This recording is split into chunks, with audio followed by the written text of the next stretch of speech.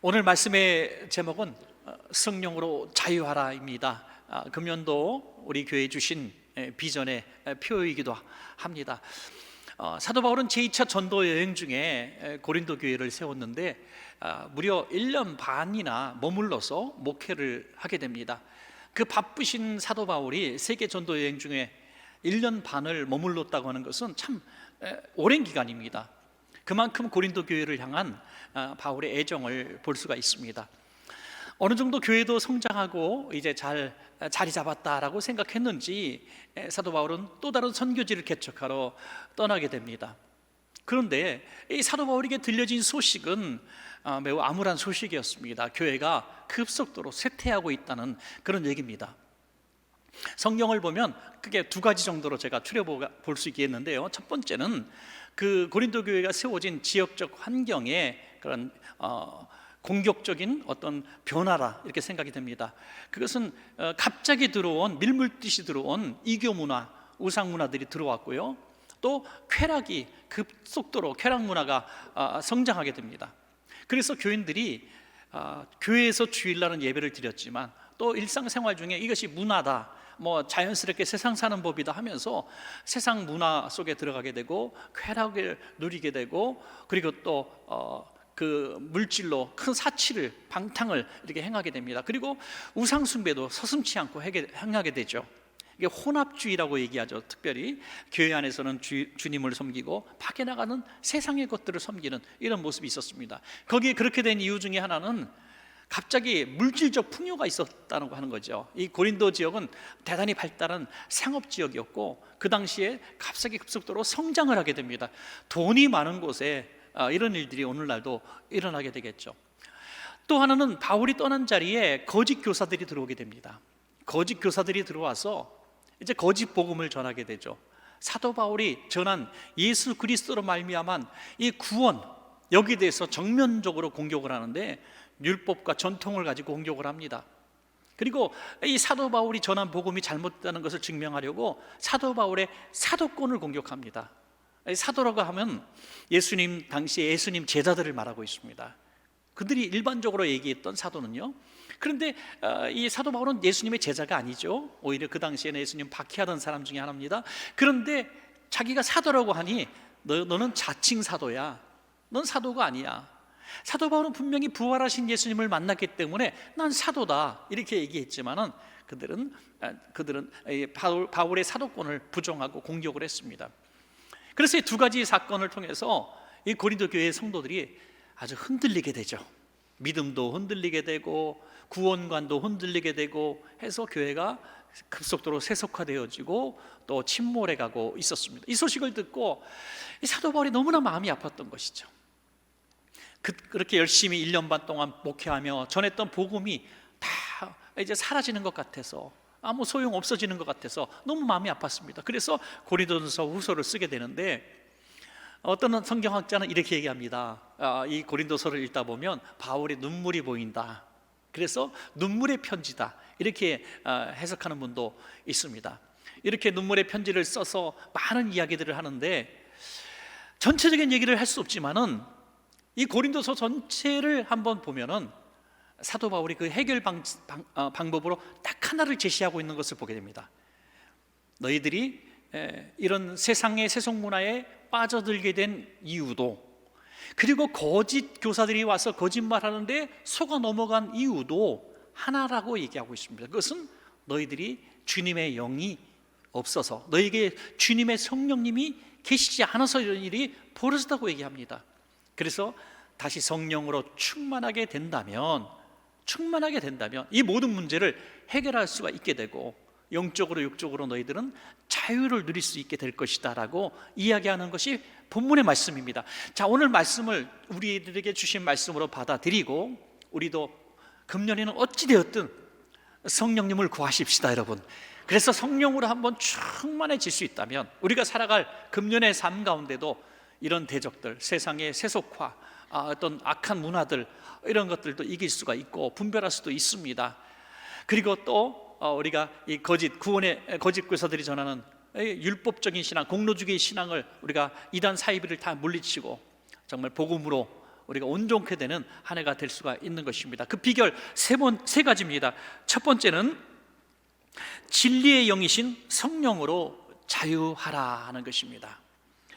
성령 충만 받으면 어떻게 우리가 영적 육적 자유를 누릴 수 있겠습니까? 성령 충만이 도대체 왜 우리에게 자유를 주십니까?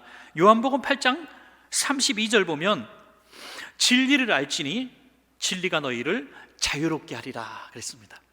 진리를 알게 되면 우리가 자유롭게 된다는 것입니다. 자, 그럼 진리가 뭡니까? 진리가 뭐길래 우리에게 자유를 주십니까? 예수님께서 승천하시면서 제자들에게 걱정하시는 말씀들을 하시죠. 떠나시기 전에 여러 가지 말씀들을 하십니다. 그 대표적인 말씀 중에 하나가 뭡니까? 너희들 너무 섭섭해하지 마. 내가 올라가면 나 대신 나를 꼭 닮은 영을 보내줄 거야. 보혜사 성령님을 보내줄 거야 라고 얘기하는데, 그 보혜사 성령님, 예수님의 영이 바로 우리에게 자유를 주시는 진리라는 말씀입니다. 요한복음 14장 16절에서 17절입니다. 내가 아버지께 구하겠으니 그가 또 다른 보혜사를 너희에게 주사 영원토록 너희와 함께 있게 하리니 그는 무엇이라고요? 진리의 영이다. 성령님이 진리의 영이라는 것이죠. 그 진리의 영이신 성령님이 우리 안에 임재하시면 그 성령님으로 말미암아 우리가 자유롭게 된다, 이렇게 말씀하십니다. 그렇습니다. 지금 고린도 교회의 성도들은 거짓 교사들 때문에, 미혹하는 영 때문에 흔들리고 있었습니다. 그런데 거짓을 분별할 줄 모르는 거예요. 왜? 그 안에 진리의 영이 안 계셨기 때문이죠. 그래서 진리의 성령님이 우리 안에 임재하시면 우리 금년의 삶 가운데서도 거짓의 영을 분별할 수가 있습니다. 여러분, 우리가 일반 삶 가운데도 거짓말로 우리에게 오는 사람들 있죠. 사기꾼 같은 사람들. 그런 사람들을 우리가 아무리 똑똑하고 지식이 있고 경험이 많아도요, 넘어가는 일들이 참 많습니다.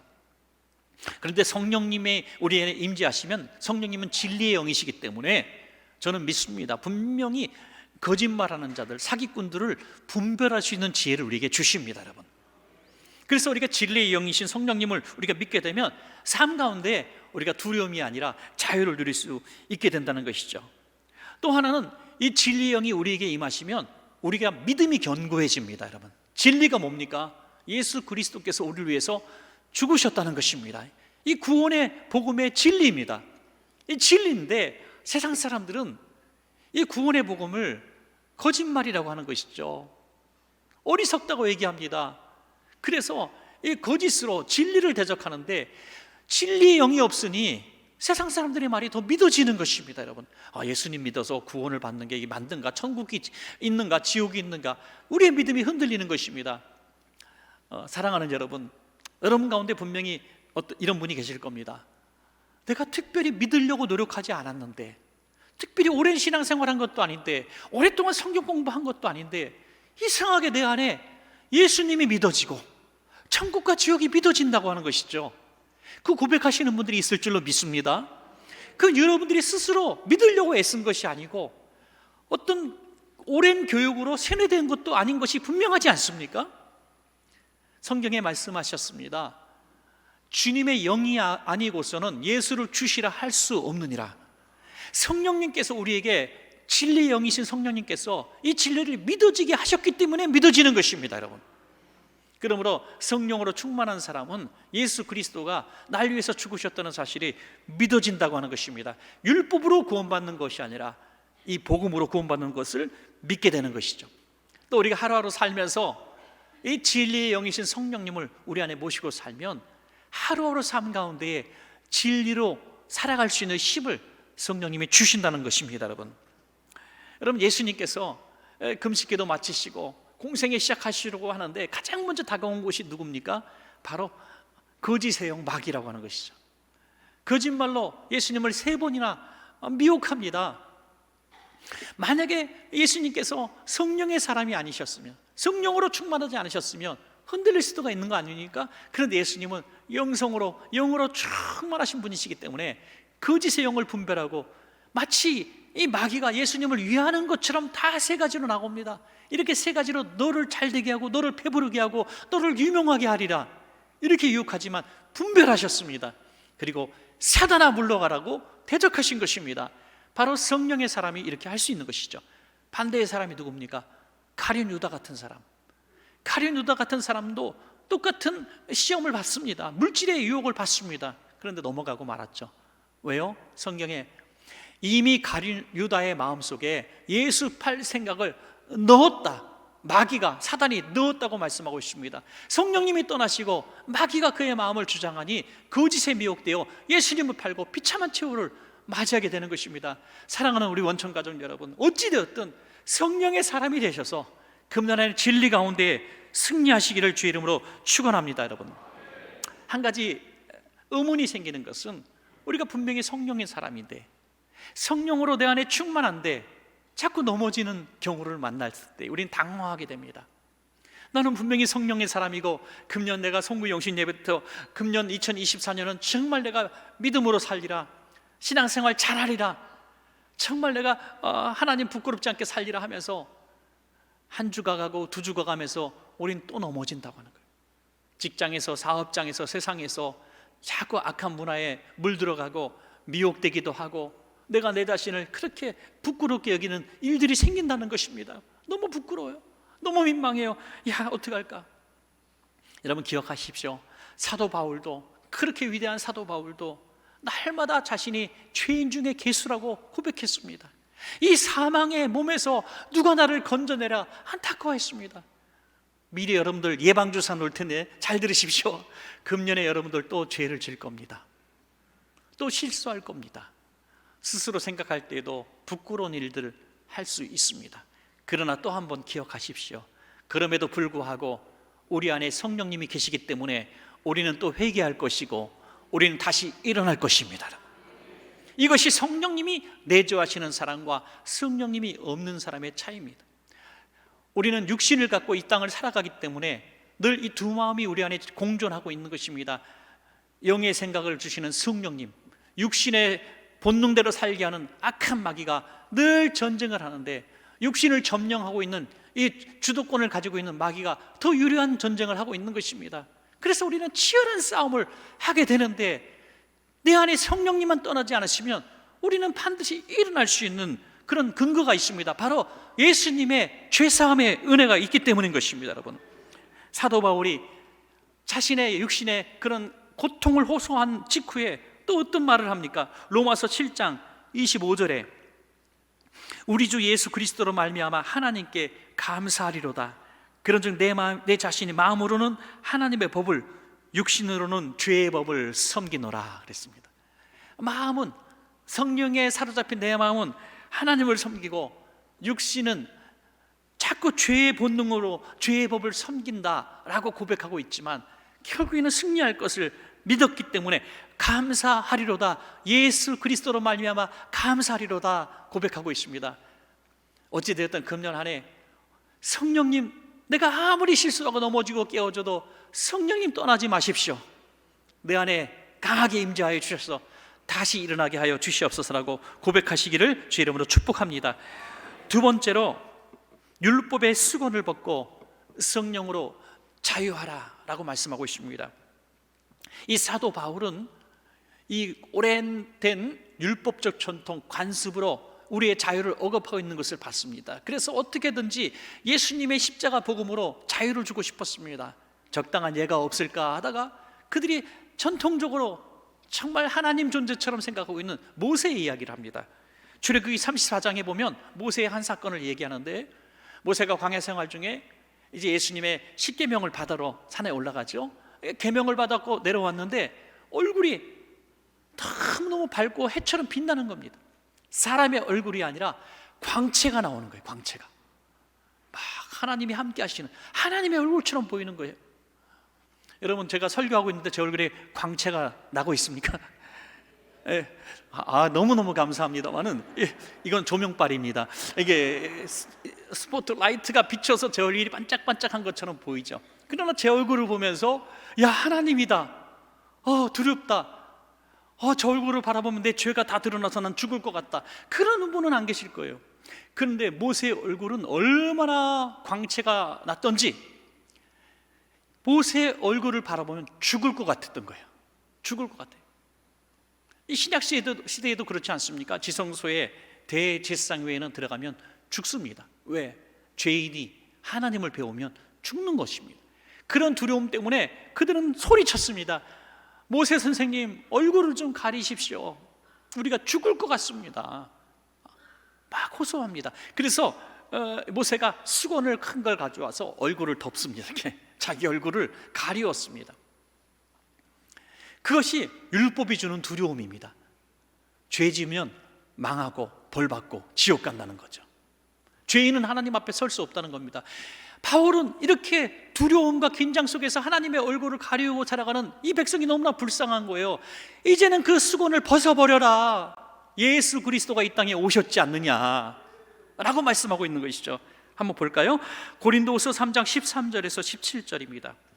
우리는 모세가 이스라엘 자손들에게 장차 없어질 것에 결국을 주목하지 못하게 하려고 수건을 그 얼굴에 쓴 것 같이 아니하노라. 그러나 그들의 마음이 완고하여 오늘까지도 구약을 읽을 때에 그 수건이 벗겨지지 아니하고 있으니 그 수건은 그리스도 안에서 없어질 것이라. 오늘까지 모세의 글을 읽을 때 수건이 그 마음을 덮었도다. 그러나 언제든지 주께로 돌아가면 그 수건이 벗겨지리라. 주는 영이시니 주의 영이 계신 곳에는 자유가 있느니라. 아멘. 우리는 구약적 율법으로 묶인 사람들이 아니라는 거예요. 죄 질까 봐 두려워서 벌벌 떨고 죄 지면 지옥 가니까 벌벌 떨고, 그거 아니라는 거예요. 물론 율법의 선 기능도 있어요. 우리가 무엇이 죄인지를 지적해 주는 기능은 있습니다. 그러나 율법으로 구원받을 사람은 절대로 없다는 거예요. 제가 예방주사라고 하면서 말씀을 드린 것처럼 우리는 내 마음은, 내 영은 원치 않음에도 불구하고 자꾸 실수합니다. 말에도 실수가 많고 삶에도 실수가 많고 자꾸 미워지고 원망하고 불평하고 저주가 나오기도 하고, 내가 정말 하나님의 사람인가 자신이 바라봐도 지극히 실망스러울 수도 있습니다. 그렇다면 율법으로 말하면 우리는 다 지옥 갈 사람이에요. 다 지옥 갈 사람이에요. 하나님 얼굴을 좀 가리워 주십시오.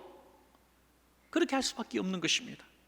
그러나 우리는 은혜의 복음을 믿는 사람들이, 예수 그리스도께서 우리의 모든 죄를 짊어지고 십자가에서 죽으셨다는 것을 인정하고 고백하고 회개하는 순간 우리의 모든 죄가 사라지고 우리는 이 구원의 은혜 속에 들어가게 되는 것입니다. 그러므로 예수 안에서 수건을 벗고 자유하라고 말씀하고 있는 것입니다. 그 좋은 일례가 있죠. 요한복음에 보면 간음하다가 현장에서 붙잡힌 여인이 나옵니다. 바리새인들과 사두개인들이 이 여인을 질질 끌고 와서 예수님 앞에 팽개쳐 버립니다. 그리고 묻습니다. 선생님, 모세의 율법, 다시 말해서 그들이 가장 지금까지 믿고 있었던 모세의 율법에 의하면 이런 여인은 현장에서 돌로 쳐서 죽이라고 했는데 당신 생각은 어떻습니까? 그들은 모세의 법이 그냥 그들의 유일한 법이라고 믿고 있었던 사람들입니다. 만약에 이 사람을 용서해 주십시오라고 얘기하면 모세를 어기고 율법을 다 부정하는 것이 됩니다. 만약에 돌로 쳐서 죽이십시오라고 얘기하면 법대로는 했지만은 당신이 외친 사랑은 뭐냐? 책망을 받을 겁니다. 예수님이 뭐라고 말씀하십니까? 너무나 놀라운 말씀을 하시죠. 너희 중에 죄 없는 자가 먼저 돌로 치라. 만약에 이 여인이 죄의 값대로 율법대로 돌 맞아 죽을 신세라면 여긴 너희 모두도 돌 맞아 죽어야 된다, 이 뜻이. 얼마나 무서운 말씀입니까? 여러분, 누가 저한테 찾아와서 목사님, 그 집사님 말이에요, 이렇게 못된 짓을 했고요, 이게 나쁜 여자이고요, 이거 나쁜 여자라 그래서 죄송합니다, 나쁜 남자고요, 막 이렇게 저한테 막 고발을 하고 얘기합시다. 이런 사람은 하나님이 사랑하지 않고 정말 내쳐야 되는 거 아닙니까? 벌 줘야 되는 거 아닙니까? 라고 얘기했을 때 제가 만약에 집사님도 똑같은 죄를 졌지 않습니까? 집사님도 그분을 벌한다면 집사님도 벌 받아야 됩니다라고 얘기하면 교회가 여기뿐이 없냐 하고 도망갈 거예요. 그죠? 여러분, 그러나 이 말씀은 진리입니다. 우리가 지은 죄대로 벌 받았다면 이 자리에 저를 비롯해서 한 사람도 이 자리에 있을 수가 없습니다. 그러나 예수 그리스도의 그 보혈의 은혜를 입었기 때문에 우리가 또 고개를 들고 이 자리에서 예배할 수 있는 것입니다. 만약에 하나님께서 우리가 몰래 숨어서 지은 죄들, 그 언행들을 다 비디오처럼 여기다 보내주신다면 누가 과연 이 자리에 있을 수 있습니까? 거룩한 척하고 깨끗한 척해도 우리 모두 죄인이지 않습니까? 예수님께서 이렇게 말씀하셨습니다. 요한복음 8장 10절에서 11절에 예수께서 일어나사 여자 외에 아무도 없는 것을 보시고 이르시되 여자여 너를 고발하던 그들이 어디 있느냐? 너를 정죄한 자가 없느냐? 대답하되 주여 없나이다. 예수께서 이르시되 나도 너를 정죄하지 아니하노니 가서 다시는 죄를 범하지 말라 하시니라. 아멘. 율법대로라면 돌 맞아 죽어 마땅한 신세의 이 여인이, 이 죄인이 예수 그리스도의 은혜로 말미암아 죄사함의 은혜를 입고 다시 살 기회를 얻었다고 하는 것입니다. 참 자유가 무엇입니까?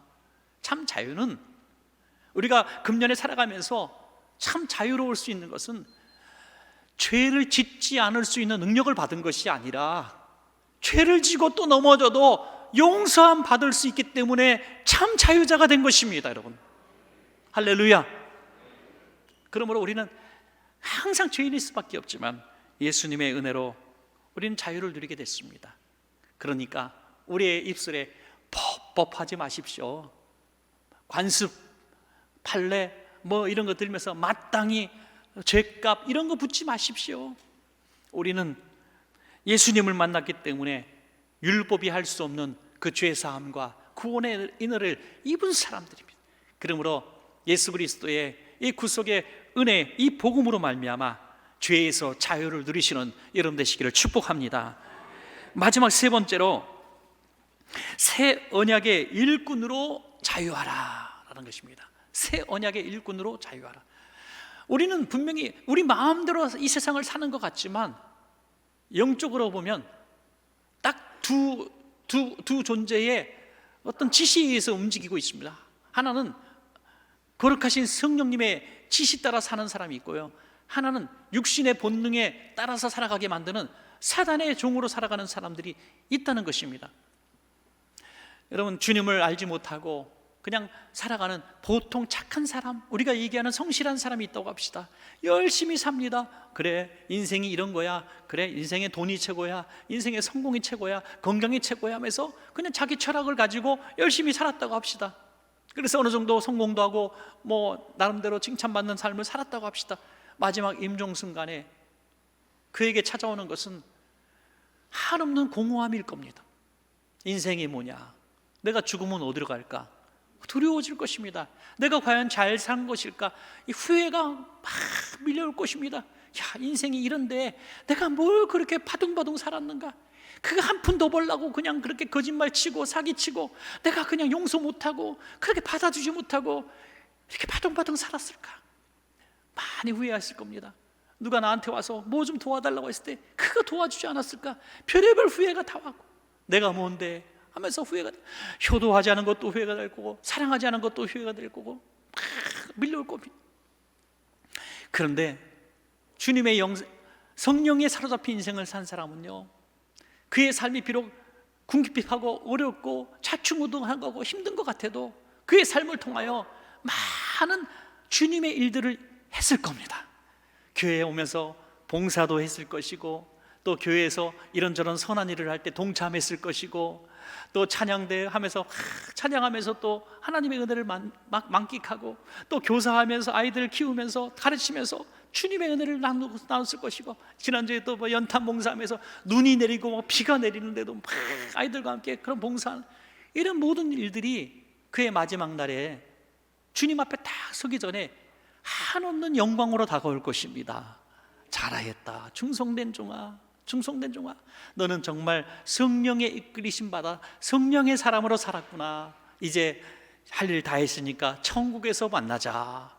그런 한없는 공허함이 아니라 충만함으로 차게 될 것입니다. 여러분, 이것이 바로 복음의 일꾼으로 산 증거라고 하는 것입니다. 여러분, 복음의 일꾼 뭡니까? 이 복음은 율법과 반대되는 개념 아닙니까? 주님의 구속의 은혜에 관한 복음이고요, 일꾼은 여기 이 일꾼의 원어에서 나온 것이 집사, 목사라는 직분이 여기서 파생되어 나옵니다. 그러니까 복음의 일꾼이라고 하는 것은 한마디로 복음을 위해서 살아가는 사람들, 그것을 위해서 일하는 사람들을 말하고 있습니다. 자, 고린도후서 3장 6절입니다. 그가 또한 우리를 새 언약의 일꾼 되기에 만족하게 하셨으니 율법 조문으로 하지 아니하고 오직 영으로 함이니 율법 조문은 죽이는 것이요 영은 살리는 것이니라. 아멘.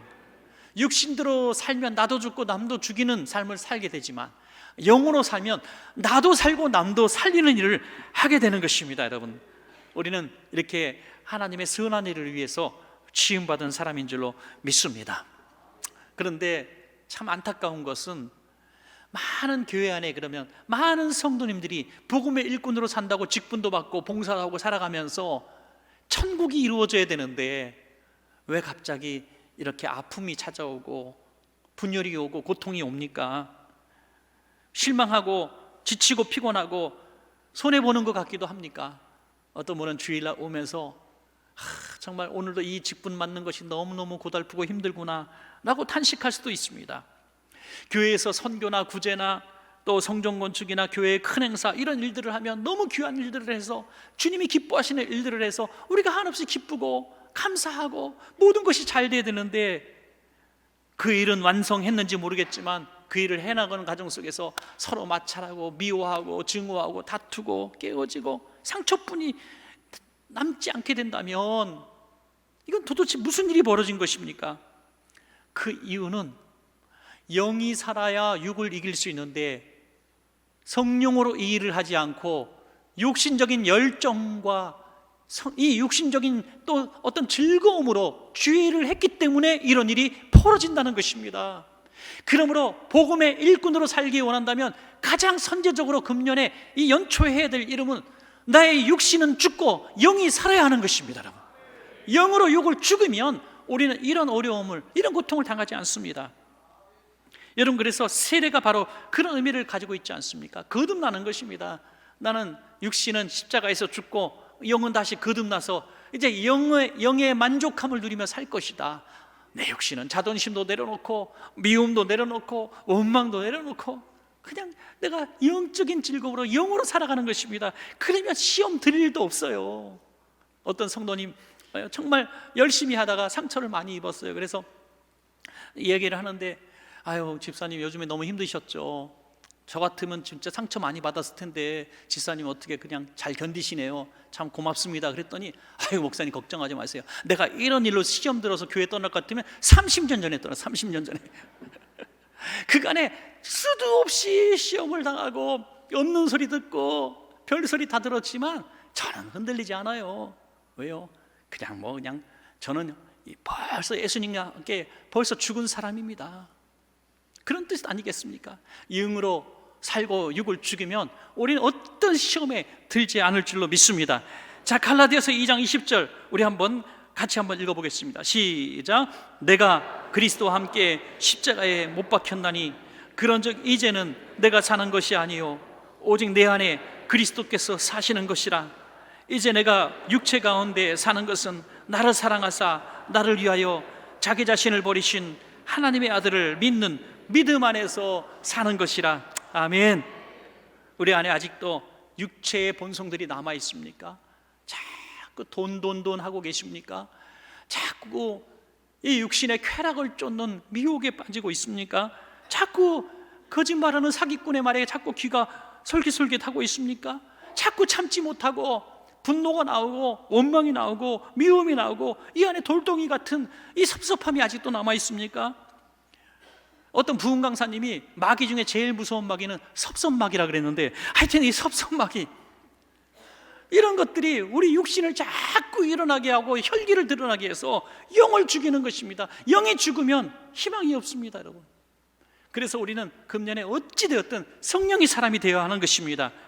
성령의 사람이 되어서 우리가 살아가면 그리스도의 향기가 나오게 되는 것이죠. 여러분, 사도 바울이 이 고린도서를 서면서 너무나 아름다운 표현을 해요. 사랑하는 여러분들이요, 여러분들은 그리스도의 향기입니다. 여러분들은 그리스도의 편지입니다라고 얘기하죠. 여러분, 얼마나 멋진 표현입니까? 시적인 표현입니까? 우리 안에 예수님이 성품이 있어서 예수님이 향기가 나고 예수님의 편지글이 나오고 얼마나 아름답습니까? 여러분, 우리가 금년에 살아가면서 영이 살고 육이 죽으면 우리 성도님들이, 가족이 이렇게 얘기할 겁니다. 집사님에게서 예수의 향기가 나요. 집사님 보니까 예수님 같아요. 할렐루야. 그래서 우리는 율법의 노예로, 육신의 노예로 살아가는 것이 아니라 성령의 종으로, 사랑의 종으로 살아가게 되는 것입니다. 마지막 한 절 갈라디아서 5장 13절을 읽겠습니다. 시작. 형제들아, 너희가 자유를 위하여 부르심을 입었으나 그러나 그 자유로 육체의 기회를 삼지 말고 오직 사랑으로 서로 종노릇하라. 아멘. 금년 한 해 우리가 이 성령으로 자유하라라는 주제에 맞춰서 오늘 말씀을 한번 돌아봤습니다. 우리가 성령으로 충만하게 되면 진리가 무엇인지 분별하고 거짓이 무엇인지 분별하게 되니 얼마나 자유롭습니까? 죄와 율법에서 우리가 해방되니 얼마나 자유롭습니까? 살아가는 하루하루의 삶의 목적이 하나님의 복음의 일꾼이니 얼마나 자유롭습니까? 사나 죽으나 얼마나 행복합니까? 금년 한 해 정말 성령으로 자유를 누리시는 여러분 되시기를 간절히 축원합니다.